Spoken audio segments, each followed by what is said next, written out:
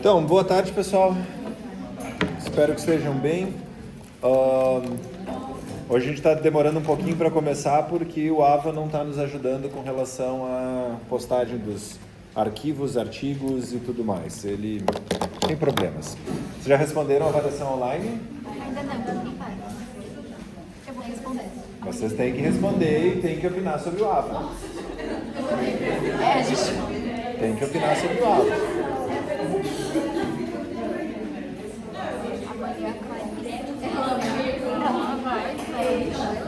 Digam o que vocês pensam.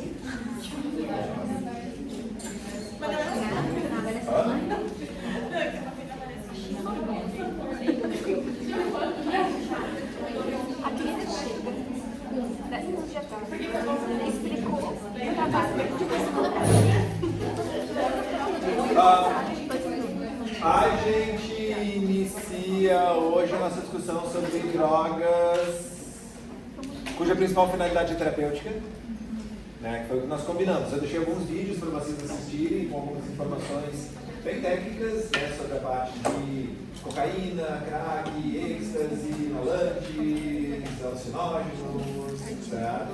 Lembrem, o material que está lá é parte do conteúdo que cai na prova e tudo mais. Mas a gente vai focar essas duas aulas que a gente ainda tem com aula teórica em drogas cuja principal finalidade é terapêutica. Tá? Então, a gente começa com sedativos e anticonvulsivantes.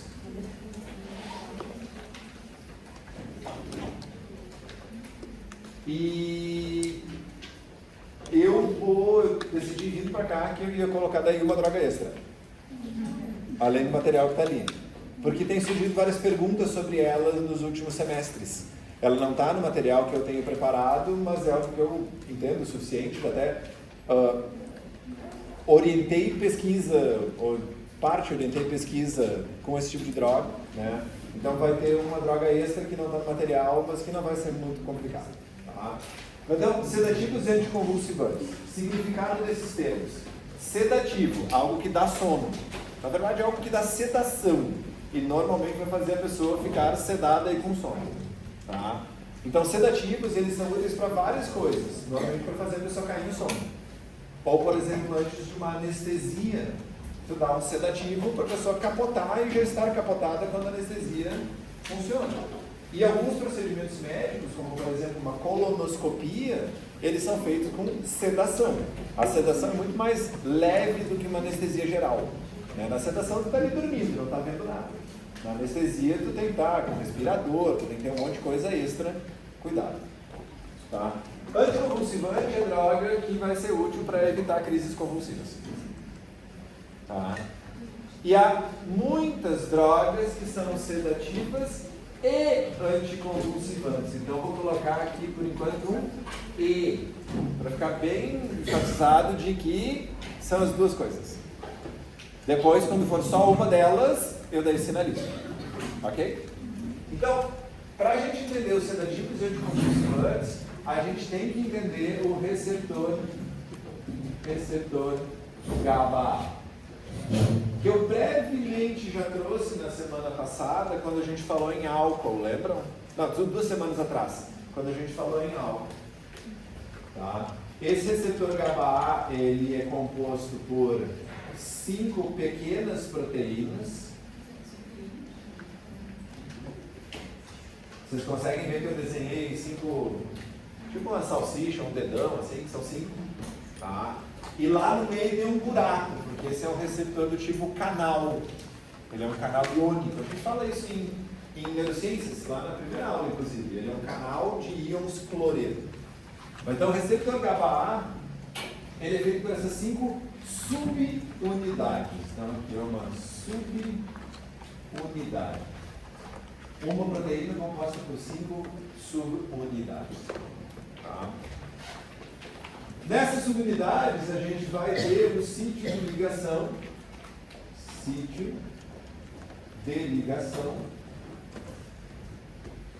do GABA. O que vai se ligar nesse lugar? GABA, que é o neurotransmissor. É o ligante endógeno. Pode ser? Naquele lugar ali que liga o GABA. E a gente já trouxe essa regra 2 semanas atrás, trouxe mais cedo. Para ser um agonista ou um antagonista, tem que ligar no mesmo sítio de ligação que o ligante endógeno. Lembram disso? Tá? Então, hoje nós vamos começar nossa discussão falando dos benzodiazepínicos.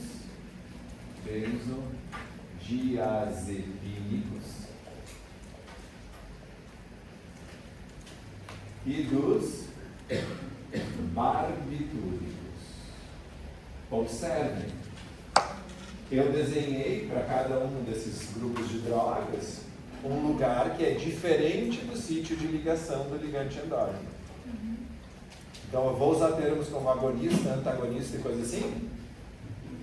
Não, porque agonista e antagonista tem que ligar no mesmo sítio de ligação que o ligante endógeno. Certo? Então existe um sítio de ligação para os benzodiazepínicos, existe um outro sítio de ligação para os barbitúricos, e na semana passada, 2 semanas atrás, a gente falou ainda de um sítio de ligação para o álcool. Lembram? Tá? Esses 2 grupos de drogas, então, os benzodiazepínicos,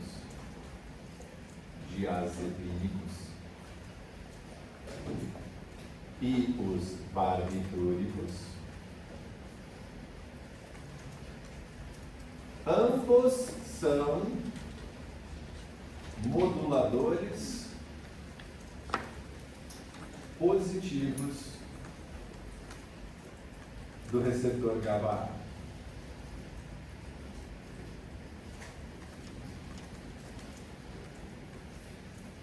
Vou voltar para o meu exemplo da aula passada. Tá? Eu não me lembro quem foi o receptor GABA-A, quem estava na ponta. Foi tu? Agora tu está na ponta. Tu pode ser o receptor GABA-A, tu pode ser o GABA. Tá? Então, liga no receptor e o receptor abre. E esse receptor aberto vai inibir o neurônio. Sem o neurotransmissor, fecha. Eu vou ser o benzodiazepínico. Não. Eu liguei, acontece alguma coisa?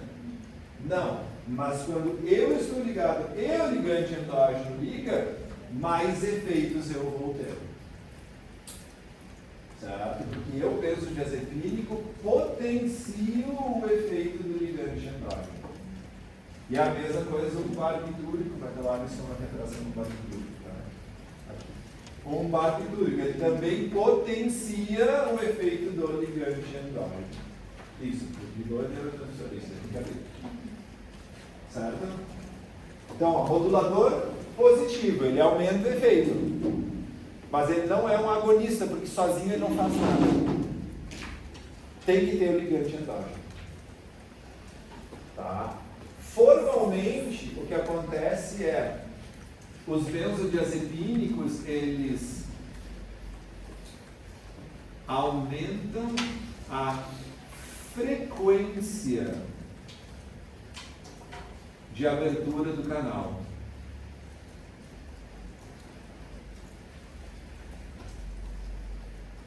Que a gente simplificou aqui. Bruno Cascado de receptor GABA-A. Isso, ó. Normalmente o canal fica fazendo assim, ligante. O canal fica abrindo e fechando. Mas com os benzodiazepínicos ele fica abrindo e fechando muito mais rápido. E com os barbitúricos ele fica aberto mais tempo. É diferente o efeito. Ó, os benzodiazepínicos fazem com que o canal abra com uma frequência maior, enquanto que os barbitúricos fazem com que o canal aumente o tempo de abertura do canal.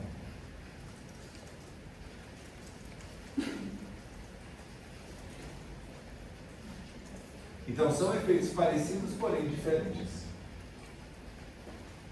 Faz sentido? Tá. Extra. Os barbitúricos, eu não dei o nome aos bois, é melhor eu ter dado o nome. Vamos dar aqui o exemplo então. Exemplo, Rivotril. Só para a gente juntar com algo mais conhecido, né? Eu saí falando deles. É o Rivotril e todos os seus amigos. Então é comum. E esse aqui é o Cardenal. Também bastante comum. Tá? Claro. Eu já ter dito isso antes, eu mostrei. Tá? Então, o que as drogas como o Rivotril fazem? Mexem com o receptor GABA, fazendo com que ele abra com maior frequência. O que drogas como o Gardenal fazem? Mexem com o receptor GABA, fazendo com que ele fique aberto mais tempo. Além disso, os barbitúricos também são antagonistas de receptor AMPA. A gente discute na disciplina de neurociências esse receptor. Esse aqui é um dos mais importantes receptores excitatórios que a gente tem no sistema nervoso central. E os barbitúricos estão bloqueando esse receptor, estão bloqueando a excitação. Por isso que os barbitúricos eles acabam sendo mais sedativos e mais anticonvulsivantes do que os benzodiazepínicos. Eles têm dois efeitos.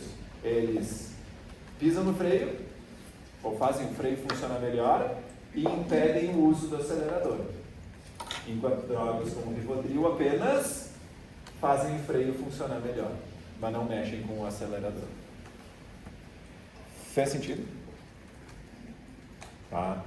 Isso vai levar a uma série de consequências bem importantes. Qual desses dois grupos de droga tem um risco maior de overdose? Hã?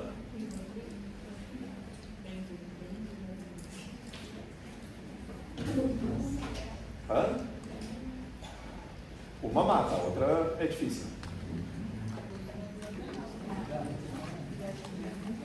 Um monte de gente morreu misturando Gardenal com álcool ou só com overdose de Gardenal. É bem mais difícil morrer com overdose de Rivotril. Tá? Ele é comparativamente bem mais seguro. Porque só tem um mecanismo, que é aumento do uso do freio, mas ele não pede o uso do acelerador. Esse aqui vai parar o carro de algum jeito. Faz sentido? Tá? Então, os exemplos tradicionais são a Marilyn Monroe, né, a atriz, o Jimi Hendrix, a Judy Garland. Todas essas pessoas morreram com uma overdose de barbitúrico com álcool. Porque lembrem, os barbitúricos eles são muito mais antigos.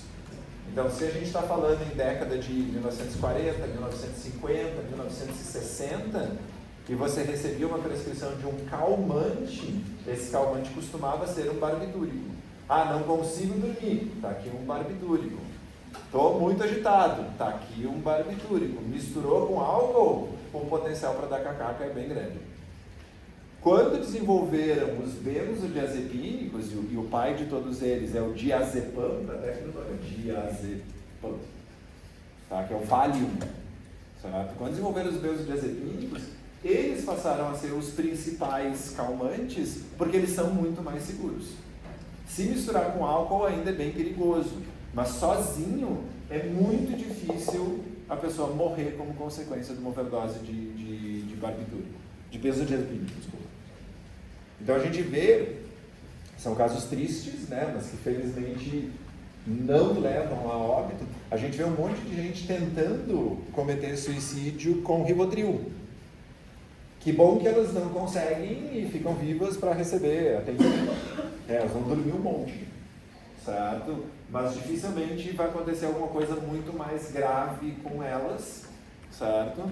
Mas uma overdose de Gardenal não é muito difícil a pessoa morrer. Faz sentido? Tá? Então, hoje, calmante comum é benzodiazepínico, tá? Então, benzodiazepínicos. De novo, estou escrevendo, agora vamos focar neles. Tá? Então, nomes comerciais. Tá? É o Valium, o Librium, o Frontal, o Lorax, o Rivotril. Tá? E daí, nomes dos princípios ativos. É o diazepam, clordiazepóxido, midazolam, alprazolam, lorazepam. A maior parte deles é alguma coisa zepam. E alguns são zolam. Tá? Não é muito difícil reconhecer. O único que tem o nome mais esquisitinho é o clordiazepóxido, que é o líbrio. Tá? Então, a droga exemplo que a gente vai trazer é o clonazepam, que é o Rivotril, que é uma das drogas mais prescritas. Aliás, o dado que eu tinha, que já de alguns anos atrás, é que era a droga tarja preta mais prescrita no país. Então, vai ser usado para muita coisa. Vai ser usado para indução de sono. Vai ser usado para transtornos de ansiedade de maneira geral. Vai ser usado como relaxante muscular. Eu escrevi essa palavra, relaxante. E pode ser usado também como anticonvulsivante. Afinal, são sedativos e anticonvulsivantes. Então, por toda essa variedade de usos, vai ter um monte de gente fazendo uso de Rivotril, por motivos muito, muito diferentes. Tá? Tem um certo problema aí. Tá? Esse grupo de drogas, os benzodiazepínicos, rapidamente levam ao desenvolvimento de tolerância. Então, é o tipo de droga que deveria ser usado no máximo por 2, 3, 6 semanas, mas você já está meio no exagero.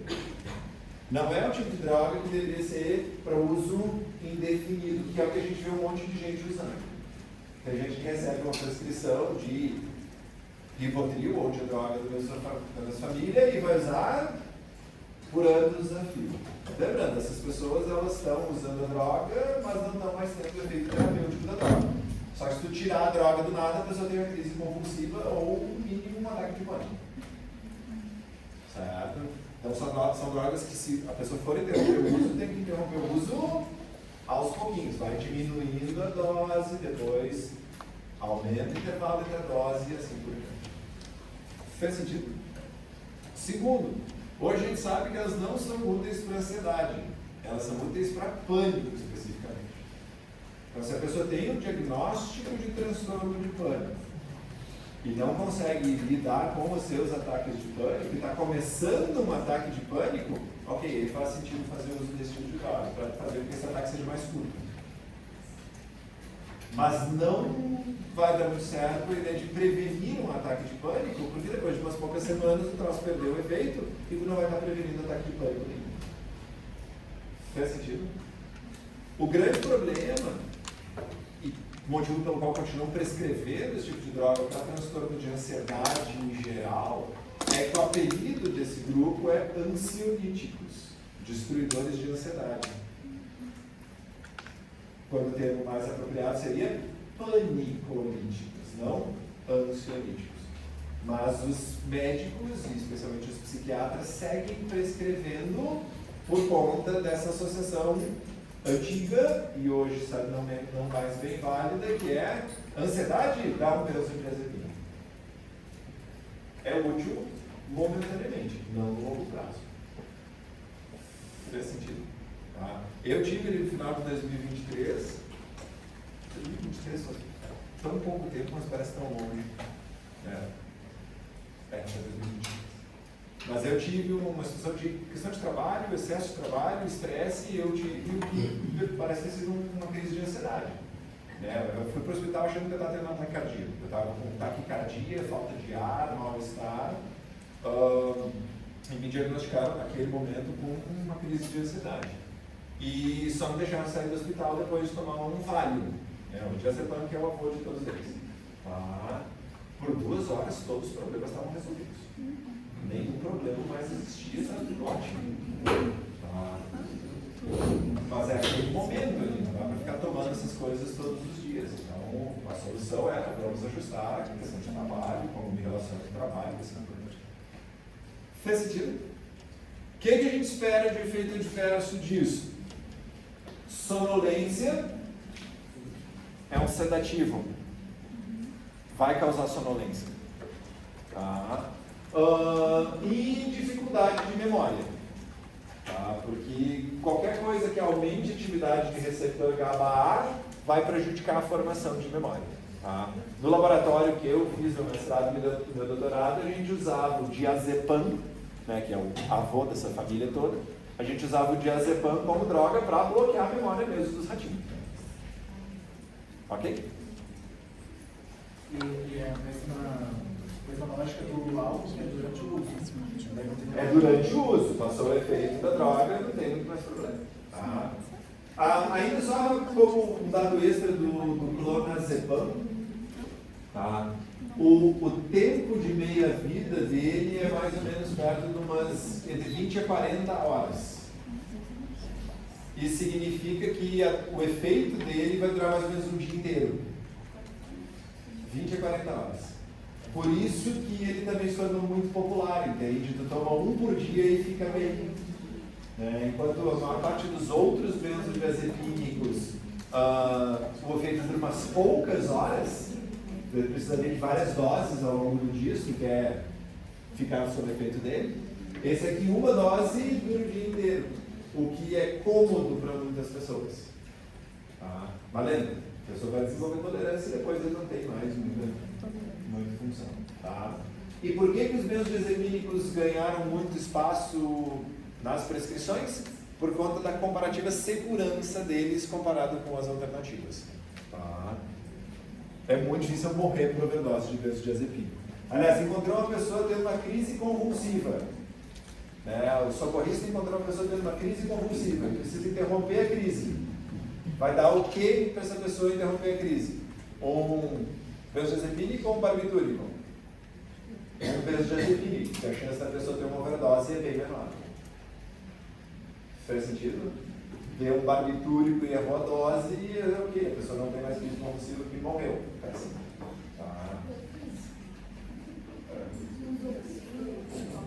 Tá? Então. Tá? Lembra que eu disse que eu ia acrescentar uma droga? Usa o Zolpidem. Porque agora todo semestre alguém está perguntando, porque ele está se tornando mais popular. Tá? Então, extra. Tá? Zolpidem. Que é, pelo menos em inglês, ele é o Ambien. Eu não sei quais são os nomes comerciais aqui no Brasil. Tá? O Zolpidem,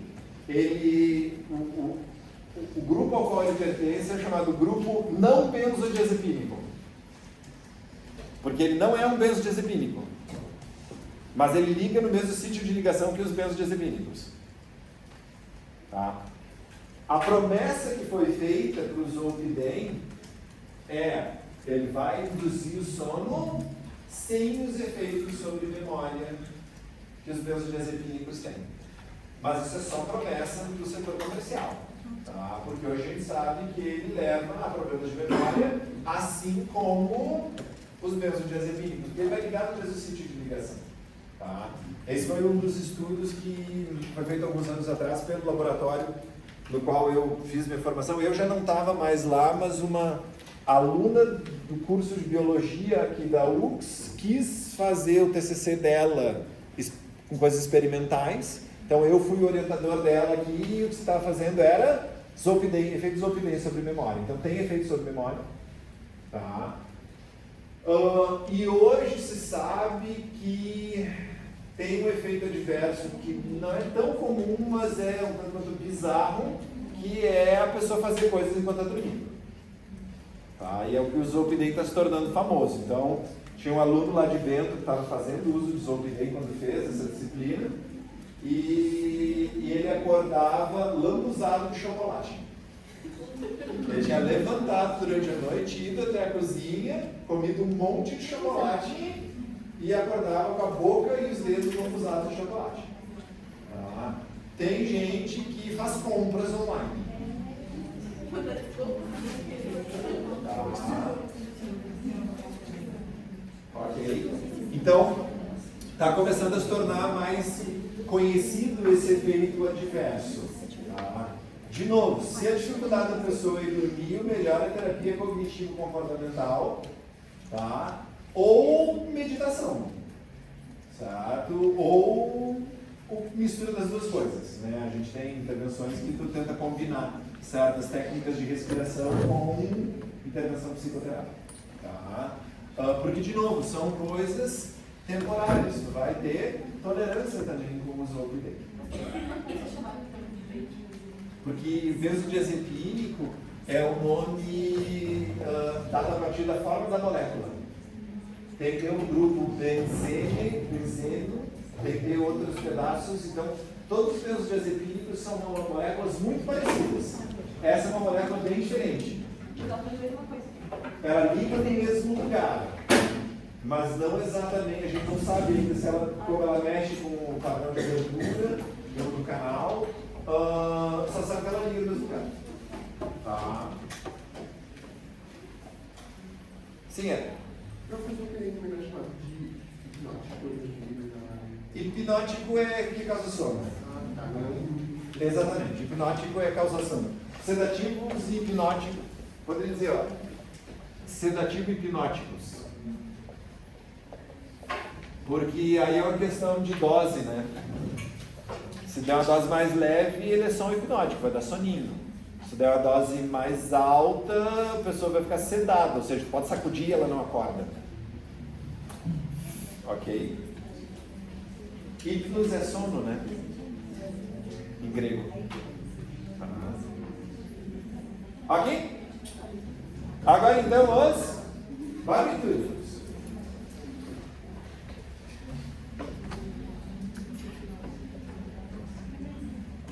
O nosso exemplo é o... Eu sempre esqueço o nome da molécula. Porque Gardenal é só o nome... Isso aí. Eu lembrava, mas não quis arriscar. É o fenobarbital. Nome comum, Gardenal. Mas a gente tem também como parte desse grupo ainda... cadê os outros? Aqui. O barbital, e é isso. É o fenobarbital e o barbital, são os dois grandes. Tá? Então, o que a gente precisa destacar? O fenobarbital, ou Gardenal, é uma droga extremamente perigosa que a gente dá para bebê recém-nascido. Tá? Que uma coisa é ela ser eficaz, ter utilidade terapêutica, ter efeito terapêutico. Outra coisa é ela ter um efeito tóxico se a pessoa tem uma dose alta demais. Tá? Então, é um barbitúrico extremamente comum, os barbitúricos são extremamente comuns para tratamento de epilepsia de quase tudo quanto é tipo. Tá? Em neurociências a gente discute que tem vários tipos de epilepsia. Né? Barbitúricos vai ser útil em quase todas as epilepsias, exceto ausência. Para ausência, daí funciona bem o valproato. Tá? E é especialmente útil para a epilepsia neonatal. Tá? Então vai estar se dando Gardenal para bebê bem pequenininho. E muitas pessoas que têm a epilepsia infantil, né, tem um monte de gente que quando criança tem crises convulsivas, o tratamento é Gardenal. Tá? Por que ele também é popular, além do fato de ser extremamente eficaz? Porque ele é muito barato. Tá? Os dados que eu tenho sobre alguns anos atrás, o número vai ter mudado um pouquinho, mas a realidade não vai ter mudado tanto. Alguns anos atrás, uma doses para ano inteiro custavam $5. Tá? Pensando nos sistemas de saúde que distribuem medicamento para a população, né, que daí tu compra em quantidades enormes, a embalagem não é uma coisa tão essencial, né? Tu consegue com $5 ter Gardenal suficiente para uma pessoa fazer o seu tratamento anticonvulsivante por um ano. Tá?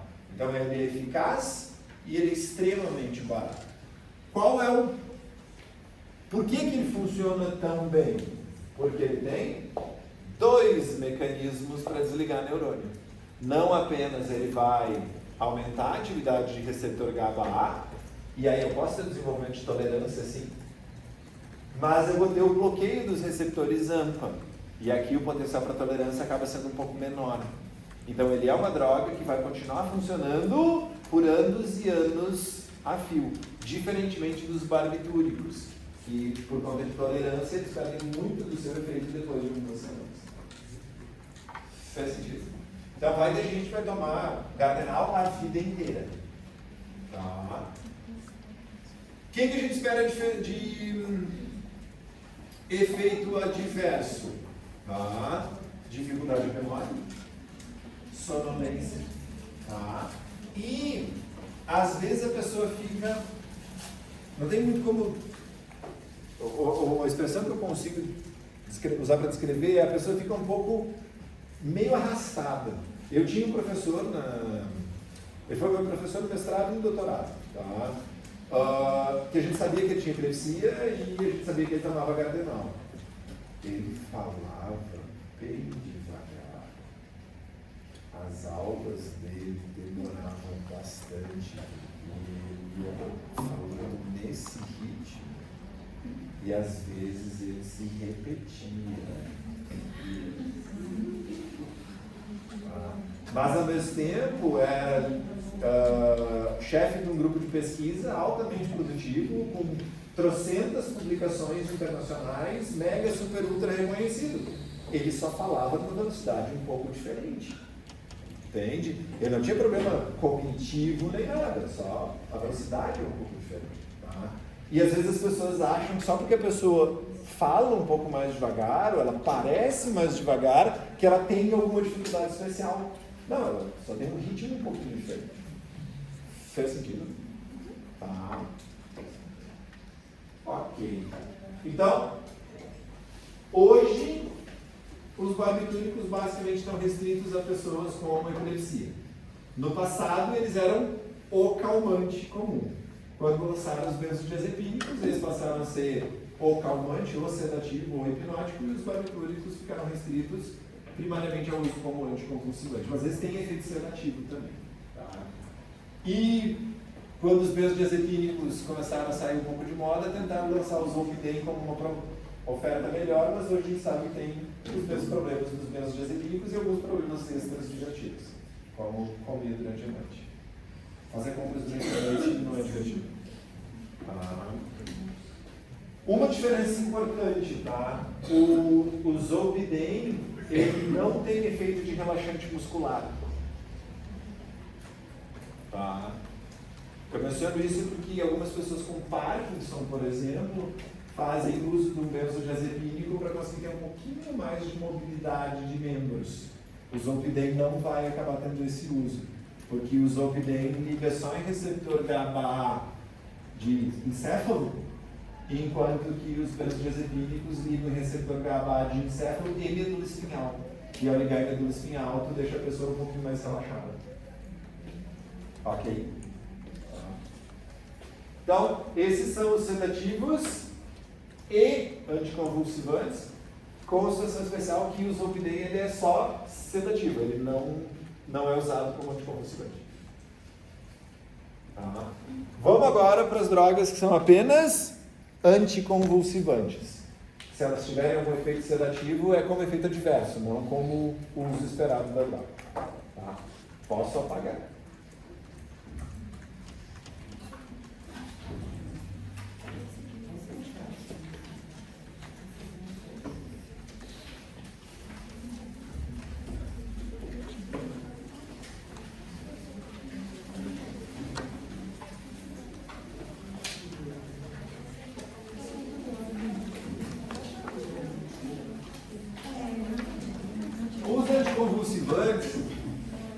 A gente vai destacar 3 grupos com mais ênfase. As carboxamidas, as idantoínas e o valproato. Ele é um grupo só ele mesmo. Tá? Todos vão ter mecanismos parecidos, porém diferentes. E os efeitos adversos vão ser, às vezes parecidos, às vezes completamente diferentes. Tá? Então, vamos lá. Carboxamidas. A primeira delas, a droga exemplo, é a carbamazepina. Mais conhecida como Tegretol. Alguém já ouviu falar de Tegretol? Tá. É uma droga extremamente comum porque ela tem usos muito variados. Então, a pessoa tem crise convulsiva, às vezes ganha Tegretol. Algumas pessoas têm transtorno bipolar, ganham Tegretol. A pessoa está com nevralgia do nervo trigêmeo. É o nervo trigêmeo que fica doendo e é uma dor horrível. E a pessoa ganha Tegretol. A pessoa é diabética e tem dor periférica porque os nervos nos pés não estão funcionando como esperado. E ela ganha Tegretol. Eu menciono isso porque a gente vai ver pessoas muito diferentes fazendo uso de Tegretol. Então vai ter gente jovem fazendo uso de Tegretol porque tem epilepsia, vai ter dentista prescrevendo Tegretol numa situação de nevralgia do trigêmeo, às vezes em parceria com um neurologista. Tá? Tu vai ter diabético tomando Tegretol e às vezes vai ter o psiquiatra prescrevendo Tegretol. Tá? Então se a pessoa diz, eu tomo Tegretol, não faz ideia de o que tem essa pessoa. Tá? Se ela diz, eu tomo Gardenal, tu não pode saber, ela tem epilepsia. Mas se ela toma Tegretol, tu não pode chegar a muita conclusão. Tá? Essa droga, tá? Ela, vamos voltar um pouco no tempo, lá para bases biológicas do comportamento. Vamos, né? Lembra, Giovana, do canal de sódio dependente de voltagem? Por coincidência, é hoje de noite essa aula para o pessoal de base. Vocês já sabem o que eles vão passar. Canal de sódio dependente de voltagem. E esse canal ele tem 3 estados. Estado fechado, estado aberto e estado inativo. Vocês lembram? Senão nunca vai ter que aceitar. Quase todos os canais têm estado fechado e aberto. E esses, quando é ao vivo, eu fazia fechado, aberto, inativo. Inativo é diferente de fechado, porque se está fechado pode abrir. Inativo não. Esse estado inativo ele é importante porque ele garante uma pausa entre um disparo do neurônio e o próximo. Porque normalmente está o neurônio no estado, os canais no estado fechado, aí esses canais são ativados, vai para o estado aberto, o neurônio dispara e aí ele tem que entrar em pausa. Porque faz esse período ali de estado inativo. Hoje a gente sabe que várias pessoas têm epilepsia porque o canal de sódio fica um pouquinho mais do que deveria no estado aberto. E menos tempo que deveria no estado inativo. Por que isso é importante? Porque a carbamazepina, ela estabiliza o estado inativo do receptor canal de sódio. Ela vai estar mexendo diretamente no mecanismo de várias epilepsias das pessoas. Se a epilepsia é porque o canal de sódio está ficando aberto tempo demais, essa droga vai fazer com que ele fique mais tempo no estado inativo e não tanto tempo no estado aberto. Fez sentido?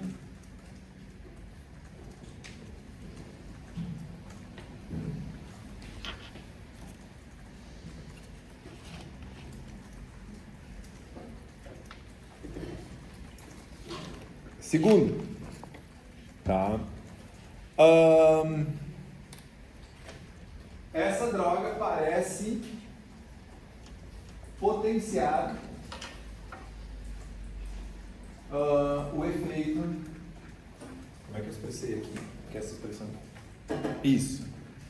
Potenciar a ação do receptor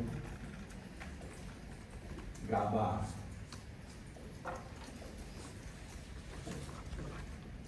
Que é útil também para desligar neurônio. Mas sempre tem problema. 2 problemas a gente destaca. Tá? Primeiro problema.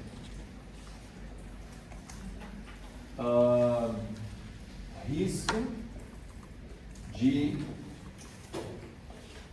agranulocitose. Com muita calma, validar. Citose tem a ver com célula. Granulócitos são células do tipo glóbulos brancos. Se vocês fazem um hemograma, tem lá os basófilos, eosinófilos e neutrófilos. Sendo que os neutrófilos são especialmente importantes, são muito numerosos. Não. O uso de tegretol, de carbamazepina, pode fazer com que a medula óssea da pessoa pare de produzir granulócitos, levando a uma depressão de sistema imunológico bastante grave. Então, qualquer pessoa que vá fazer o uso de carbamazepina tem que fazer hemogramas nos primeiros meses de uso, para daí descobrir se a pessoa ela é sensível a esse efeito adverso ou não. Se não teve esse quadro de agranulocitose nos primeiros meses, dificilmente vai ter. Então, continua e daí faz, uma vez por ano. Granulócitos, que são um componente importante dos glóbulos brancos. Os glóbulos brancos, a gente costuma dividir eles em granulócitos, linfócitos, esse termo as pessoas conhecem, né? Os granulócitos, os linfócitos e aí os macrófagos. São as 3 grandes famílias de glóbulos brancos. Ok? Tá. A gente simplifica dizendo que vai reduzir a imunidade da pessoa, mas na verdade é um tipo específico de célula, que são os granulócitos. E segundo, tá? Qualquer coisa que mexa com o canal de sódio dependente de voltagem costuma atrapalhar a absorção de ácido fólico. E ácido fólico é especialmente importante para mulheres grávidas. Se vocês lembram lá de bases biológicas do comportamento, deficiência de ácido fólico é um dos fatores de risco para a espinha bífida e anencefalia. Então, no caso, o uso de carbamazepina durante a gestação está associado a um risco maior de desenvolvimento de espinha bífida. Então, se é uma mulher que tem crises convulsivas e quer engravidar, é comum que ela troque o seu anticonvulsivante para algum outro que não vá mexer com ácido fólico antes dela iniciar suas tentativas de engravidar. Tá? Então, essa é uma orientação importante para mulheres com epilepsia. Um monte de gente tem deficiência de ácido fólico. Tá? Por isso que no Brasil, como em vários países, tem a suplementação de ácido fólico na farinha branca. Né? Só que se a pessoa daí troca a farinha branca por farinha de trigo integral, ela tem mais fibras, mas tem mais ácido fólico.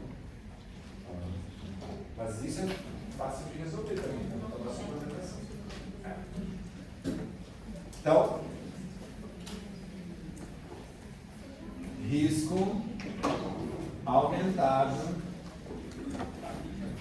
de espinha bífida. O que eles a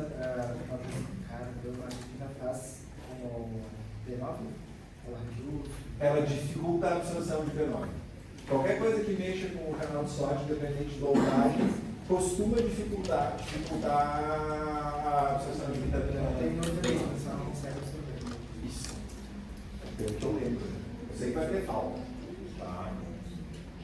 Por que é importante? Olha as idantoínas aqui.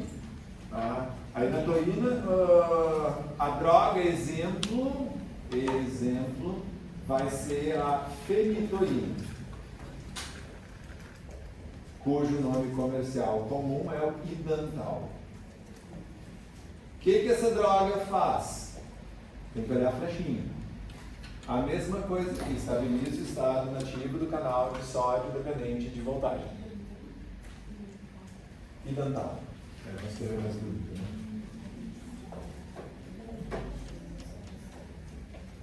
Estabiliza o estado de sódio, o estado inativo do canal de sódio dependente de voltagem. Com as mesmas consequências sobre ácido fólico, só que mais ainda. Então vai ter um risco maior ainda de espinha bífida e de malformações do bebê.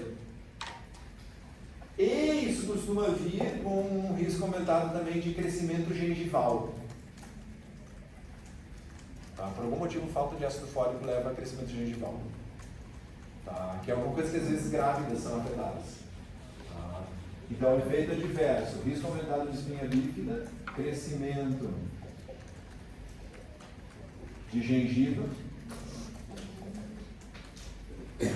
E aí, também, hirsutismo. O que é hirsutismo, pessoas? A pessoa fica peluda. Tá. Então, tem efeitos estéticos que também são importantes. Tá. Eu menciono isso e a gente pensa, tá, mas com todos esses efeitos adversos, não vão prescrever esse tipo de coisa. Vão porque às vezes precisa. E esse é o motivo pelo qual anticonvulsivantes frequentemente são prescritos em combinação. Ah, o sujeito está ganhando carbamazepina, mas não está sendo suficiente para controlar todas as crises. Vai aumentar a dose da carbamazepina? Não, porque isso aumenta o risco dos efeitos adversos da carbamazepina. Então o que você faz é complementa com uma fenitoína, certo? Porque vai pegar o mesmo tipo de alvo, mas com sorte tu não manifesta nem o efeito adverso de uma, nem o efeito adverso da outra. Faz sentido? Só que lembre, como a gente viu algumas semanas atrás, né, pessoas que ganham carbamazepina e fenitoína, tu tem que ajustar a dose da carbamazepina, porque uma mexe com o metabolismo da outra. Ok? Mas é muito comum que pessoas que têm crises convulsivas façam uso de 2 e às vezes até 3 anticonvulsivantes, cada um deles numa dose um pouco mais baixa, para tu tentar evitar os efeitos adversos de cada um deles. Ok? É dos poucos casos que combinar medicamento faz sentido. E por fim a gente tem o valproato, que é a mesma coisa que ácido valproico.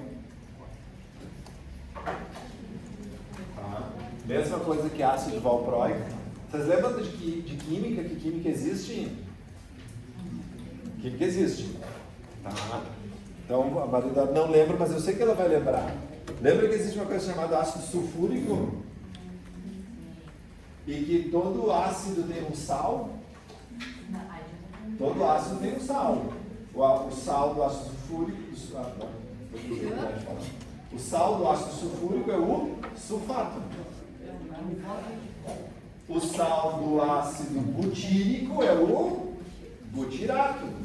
O sal do ácido valproico é o valproato. Tá? Se vocês lembram, os ácidos têm os sulfúrico, sulfuroso e sulfídrico. Lembram disso em química?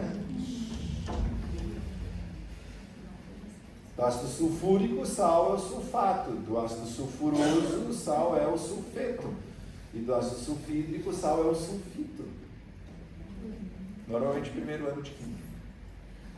Mas então, por isso que o ácido valproico e o valproato são a mesma coisa. Um eu estou dando o nome do ácido. Eu repeti quarta-feira de que não funciona, especialmente nesse horário. Eu estou com sono, eu estou com fome. O sal do ácido valproico é o valproato, mas é a mesma coisa. Um eu estou dando o nome do ácido, outro eu estou dando o nome do sal. Tá? E os nomes comerciais comuns são o Depaquene, e o Depakote, que costuma ser alvo de muitas piadas. Já conheci mais de uma pessoa fazendo uso de Depakote que perguntava se era de pacote ou de sacola, de pacote ou de embalagem. Não se deveria estar fazendo piada com medicamento, mas as pessoas fazem. Eu só alerto para vocês não se surpreenderem se alguém fizer a piada aqui. Mas não Depakote e Depakote. O que o ácido valproico tem de diferente? Tá? O ácido valproico, ele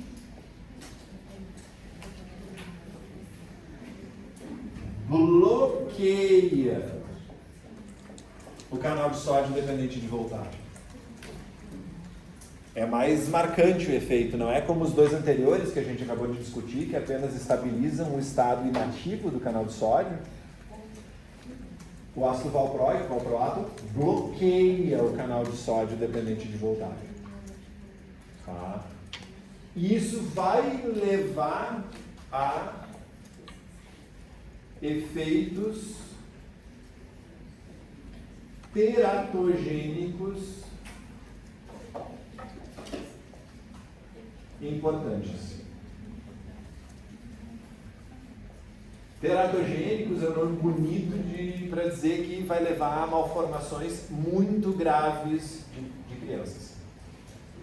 Tá? É o tipo de coisa que se a pessoa está querendo engravidar, não pode estar tomando ácido valproico, que senão vai ter consequências bem graves para o desenvolvimento da criança. Que dificilmente não vai, aliás, provavelmente não vai nascer. Tá? Porque ele vai mexer muito com a absorção de vitamina B9. Ok? Tá. Terato é o termo grego para... é o nome que se usa, tá? Mas terato em grego significa monstro. Gênico é porque dá origem a... porque nascem bebês ou crianças, mas tem tantas e tantas malformações que às vezes é difícil de reconhecer como um bebê humano. É horrível. Tá? Mas o termo técnico é esse. Tá? Quem trabalha com teratogenia ou teratologia são os especialistas que trabalham com malformações. Tá? Eu, na graduação, tive aula com uma professora que era especialista nesse tipo de assunto. Tá? Ok? O que o valproato tem de útil? Tá? Ele é um anticonvulsivante e é um dos poucos que é útil para ausência. Então, tu vai encontrar o valproato sendo prescrito especialmente para pessoas que têm epilepsia do tipo ausência. Tá? E o valproato, já que a gente está falando dele, tá? Ele também é um estabilizante de humor.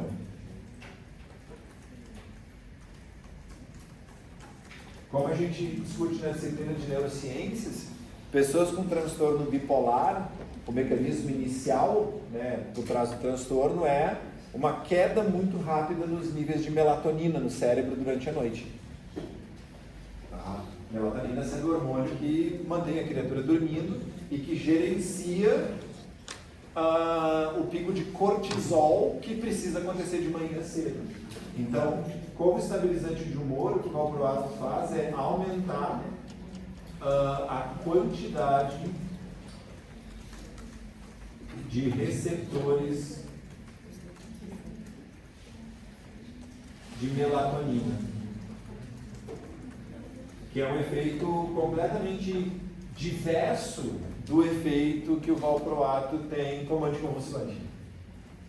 Tá? Como anticonvulsivante, ele bloqueia canal de sódio. Como estabilizante de humor, ele aumenta a quantidade de receptor de melatonina. Meio que nada a ver um com o outro, mas por sorte a mesma droga tem dois efeitos que são úteis.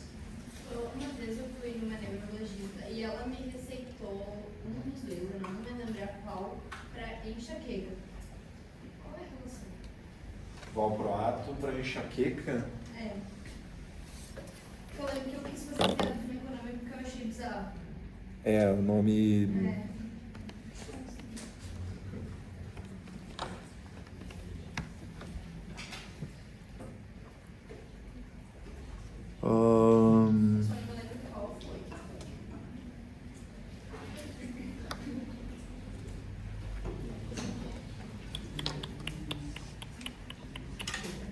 Tem evidência de que ele pode ser usado para prevenir enxaqueca.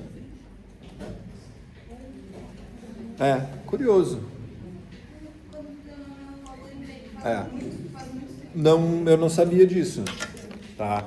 Deixa eu ver de que ano esse artigo aqui. 2016. Então. Foi mais ou menos 2016, 2017. Então devia estar começando a ficar na moda. Tá. Então, ok, mais um uso. Tá. Enxaqueca, estabilizante de humor e crise de ausência. Tá. Eu não me lembro se a gente já falou. Ele vai estabilizante de humor no lítio, na realidade. Não, a gente vai falar daí na semana que vem. A gente falou em neurociências, né? Ele diminui a sensibilidade do olho à luz. Mas a gente vai retomar isso na semana que vem, quando falar de estabilizantes de humor propriamente dito. Mas, eu já estou abordando o valproato como estabilizante de humor e o seu mecanismo como estabilizante de humor. Quando a gente tiver o tópico específico estabilizantes de humor, eu só vou dizer valproato, já vimos. Tá? Não vou abordar ele de novo. Tá? Eu transferi algumas vezes e não se sabe que o pacote ali, ele tem uma ação mais da maioria do corpo, sabe? Isso ou ele também ajuda assim? É comum ele ser prescrito em episódio maníaco, tá? Mas o que é importante lembrar é que ele vai estar agindo quase que na raiz do mecanismo que está levando ao transtorno bipolar, entende? Que o mecanismo é olho mais sensível à luz durante a noite, melatonina cai rápido demais, ele não está mexendo com a melatonina, mas ele vai compensar o fato de que ela está caindo rápido demais, fazendo com que tenha mais receptores para aproveitar a melatonina até a última ponta. Então, é comum que seja prescrito sim para episódio maníaco, mas em tese ele vai funcionar como estabilizante de humor de maneira mais ampla. É que às vezes demonstram a eficácia da droga num quadro específico. E ela também é útil para outras coisas. Mas aquele é o que está demonstrado e é o que recebeu autorização oficial para você usar. Certo? Mas ela também funciona nos outros casos. Ok, então? Então, existem drogas que são sedativas e anticonvulsivantes, costumam mirar em receptor GABA. Existem drogas que são primariamente anticonvulsivantes, costumam mirar em em canal de sódio dependente de voltagem. E existe daí, trouxe o Zolpidem como um extra, droga que é sedativa, mas com pouco ou nenhum efeito anticonvulsivante. Ok? Tá. Dúvidas, comentários? Então, eu tenho comentários. Vocês enviaram os artigos para o trabalho? Tá. Teve um grupo que o artigo ainda não era apropriado, mas eu já conversei com o grupo já postou um outro artigo. Os outros todos os artigos foram aprovados. Tá. Então, a gente precisa falar sobre o trabalho em si. E ele vai estar na semana 8? Aqui.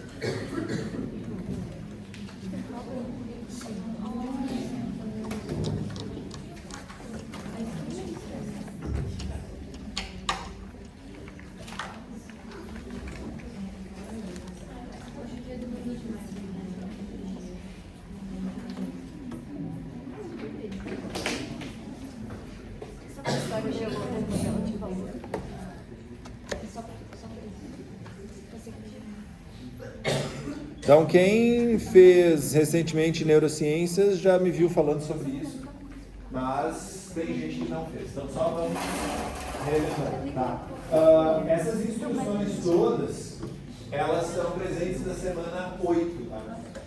8? 8. Estão presentes na semana 8, tá? Que é onde tem lugar para entregar o pôster. Tá? Então, sugestões usuais. Separem o que é a redação que vai no pôster do que é montar o pôster. Montar o pôster, colocar na distribuição física, layout, uma pessoa para fazer.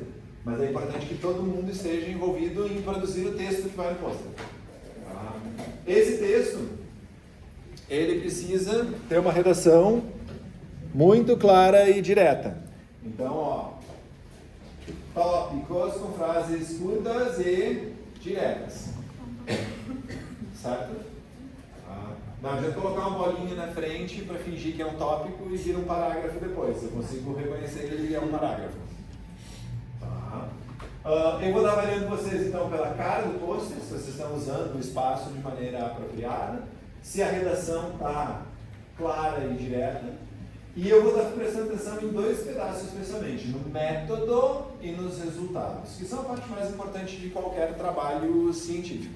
Como é que ele foi feito, é o método, e o que foi encontrado. Tá?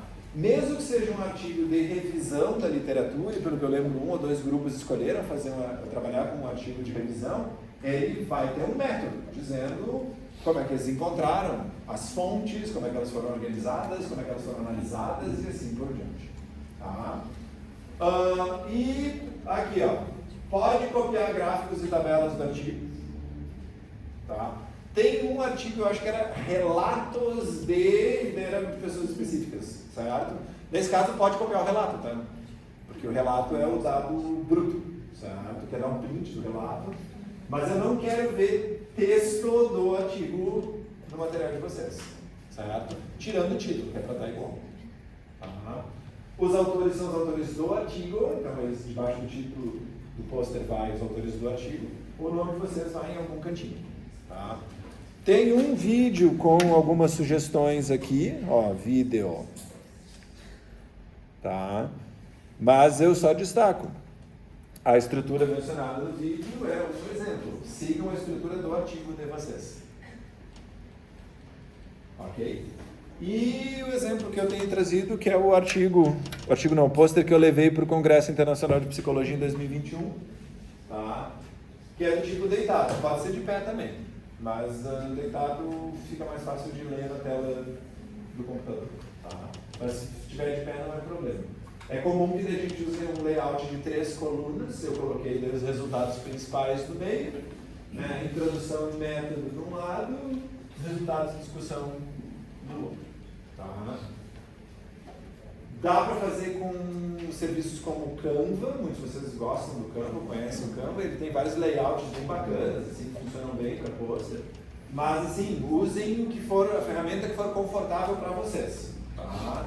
Então tem gente que prefere fazer em PowerPoint, tem gente que prefere fazer em outros formatos. Tá? Não precisa colocar referências, tá? Nem é do artigo. Não precisa colocar referência. Eu coloquei aqui, apesar de não ser exigência do Congresso que eu levei esse pôster, porque eu estava usando umas referências muito obscuras. Tá? Como, por exemplo, o conjunto de regras do Exército Americano. É a técnica que eu usei para fazer a análise do pôster. Então, eu precisava fazer referência ao que é o protocolo padrão. Tá? Então, não põe referências. Certo? Dúvidas? Vamos fazer chamada, vamos fazer intervalo.